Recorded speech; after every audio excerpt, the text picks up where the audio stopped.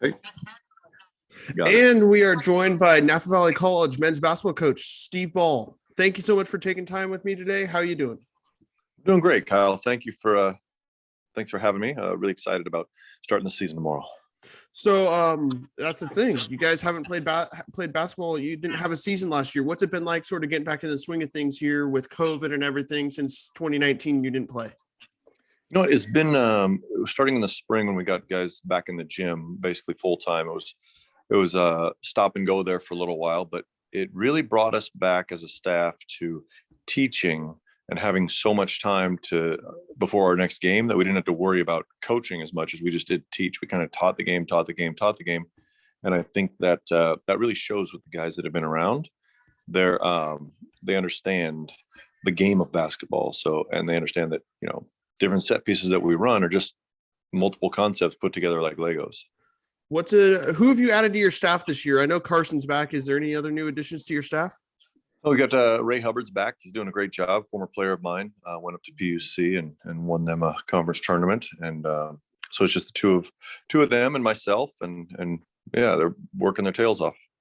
Looking ahead now to the preseason schedule, I was looking. You guys have Cabrillo twice, but you're in that tournament tomorrow. What are you expecting in that tournament tomorrow, and then facing Cabrillo twice in the preseason? Yeah, it's you never know what to expect on game one. Everybody so far has had scrimmages and showcases and those sorts of things, but we don't really know what guys are made of until the lights come on for real. And they look huge. They go 6'9", 6'7", 6'6" across their front line, and traditionally they've run a lot of 2-3 zone with that size. Hopefully our shooters can take them out of that and make those bigger guys chase our more perimeter oriented players for 40 minutes. What are you guys also doing in the preseason with who you're facing? I know you guys are hosting Sac City as your first home game, but what else is going on in the preseason?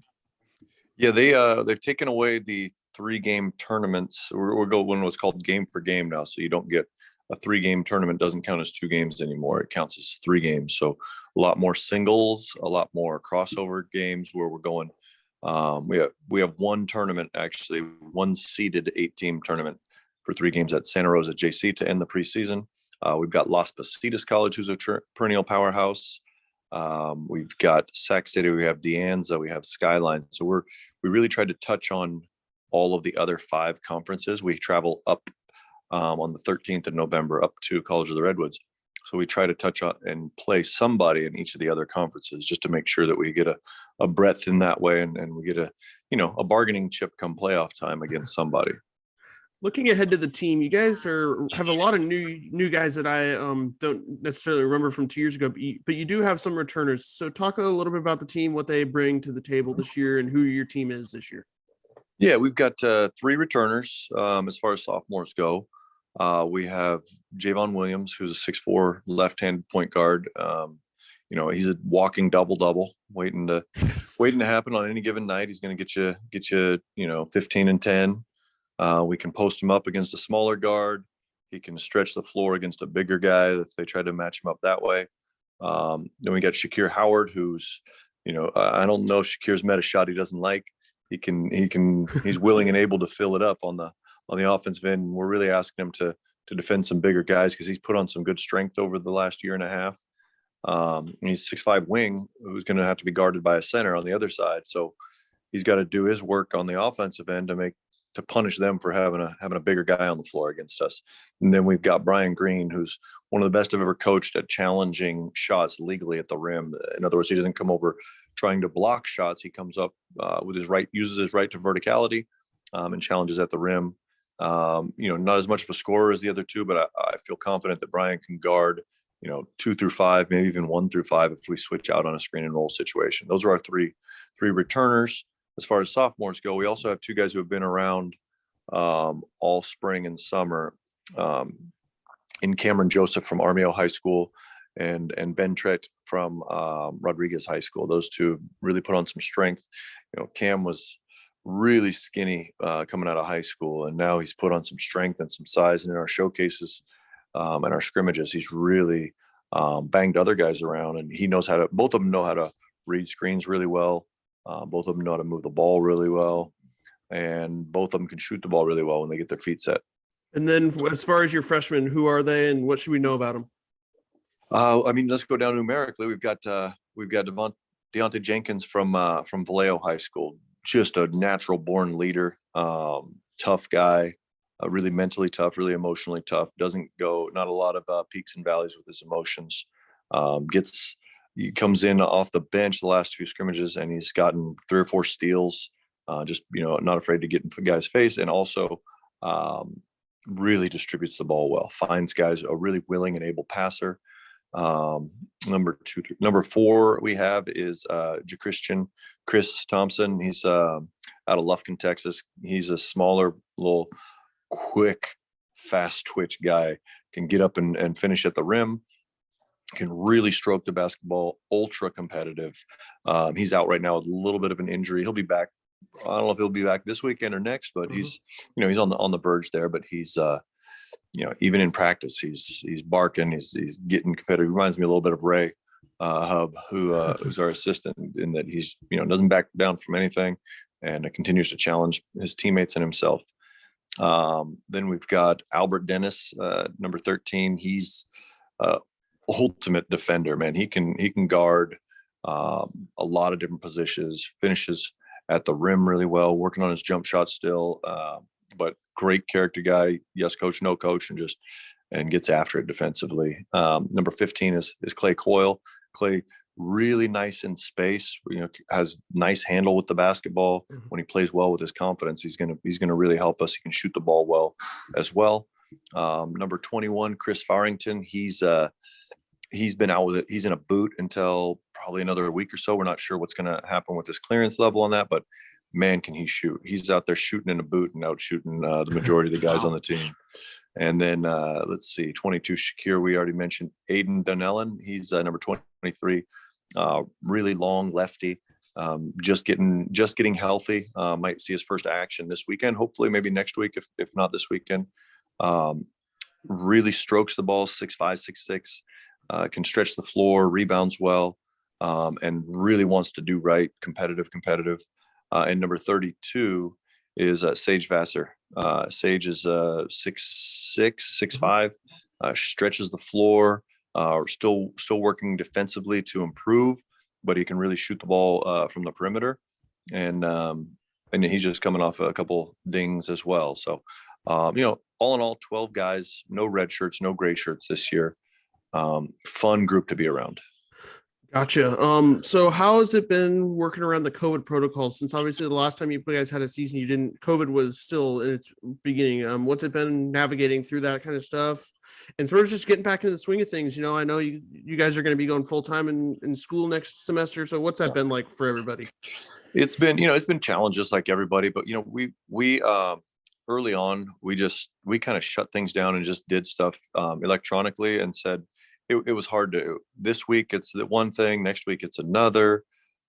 This is your protocol this week, and next week things go up, and now we're in the orange and we're no longer in the yellow. And so we just took a step back and said, look, big picture, let's stay away from each other, get through this mess, and do our work literally outside, outdoors. And the guys kind of took it upon themselves to meet at like Vine Hill Park and play some 3-on-3 every once in a while. But we just did stuff electronically and corresponded with our returners in that way. And then this spring, guys trying to work out with masks on and those sorts of things is a struggle. And then our team is I'm proud to say we're all fully worry about it's a different set of protocols for them. So it's been, ever since that happened, it's kind of been a big sigh of relief that everybody's going to be fine, and we're just going to go with the flow on it. And getting back into it has been a relief, and it's been a lot of fun. Gotcha. Your bandwidth is a little low here. We're having issues, but I'll continue. Okay, and you're back. You're good. Continuing next up, you guys are gonna have the women playing before you for most games this year. What does that mean to have both teams playing before you this year at a game? It's great, man. Paul has done an excellent job as a head coach, Coach DeBolt. He's been, he's a veteran. He and I shoot ideas off each other and tell old stories. He's been great. the young ladies, our guys, have come to their scrimmages. Their players have come to our scrimmages. It's just, to me, I always feel if athletes don't support athletes, then who's going to support the athletes? So if we don't prioritize women's basketball, who's going to prioritize men's basketball? And if we don't prioritize volleyball and soccer and so on down the list, then then they're not going to come out and support us either. We have literally 100 fans in our fan base just on other student athletes. So if we can support one another in that way, we can get that every night. Gotcha. What have you seen from your team in the scrimmages so far? I know I liked what I saw in the most recent scrimmage at the college the other day. What have you seen from your team so far? An ability and a willingness to share the basketball, and we talk about our non-negotiables, and one of them defensively is maximum effort. And our guys have been giving maximum effort for each other. It doesn't matter. It's not a global thing where guys are playing hard for me. They're playing hard for the guy next to them, rather than me having to be the kingpin of that in a sort of way. It's them, every man for each other, and really picking each other up. And I'm really proud of that. They share the basketball and they share the duties and responsibilities of maximum effort on the defensive end. I know you don't even want to think about BVC play because it's such a long ways off, but is Yuba still going to be the favorite? And what are some other teams that we should be looking out for? I mean, until they're not, they are, right? So they've won conference 14 out of the last 15 years or something along those lines. So yeah, they're going to be up there. Contra Costa is really highly rated. The Alameda coach is an assistant over there now, and he brought a bunch of his players with him apparently. And then, you start throwing with the BVC play, everybody knows each other so well that you can just start throwing names in a hat and start pulling them out at that point. On any given night, whichever team's going to play harder is going to win. And then how weird is it not to have Scott Thoman at Marin anymore? I know you and him have a good relationship. He's a Napa guy. How weird is that going to be to face him next year face them without him there? Right. That'll be interesting. They still do have a Napa connection because he recruited quite a few Napa area guys over there. It'll be interesting. It'll be different. I'm so happy for him. He's, that's where he really excels at what he's doing with the Timberwolves, and we're all really proud of him. And we're going to continue to be. And I'm sure when he's in town, if we have a game, he'll be coming over. But it'll be a little different. I don't know. I've never met the new coach there, Lorian. He's new there, and look forward to meeting him. But it'll definitely be a little bit different without Coach Thom over there. All right. And any final thoughts as we wrap this up here on the upcoming season that starts tomorrow? No, I'm just really excited. We've expanded our playoff field to 24 games, so we're hoping to vie for one of those spots. I think that, with our lack of size, Shakir Howard at 6'5" being our tallest guy, I think some teams may overlook us, but we've got some guys. We're small at the big, but big at the small. So it'll be a fun style of basketball to watch. We run a lot of 5-out, a lot of the Golden State Warriors, and we're really reading screens well and shooting the ball well, and it should be a fun brand of basketball to watch people come out. Great. Thank you very much, Coach. Anytime, Kyle. Thank you.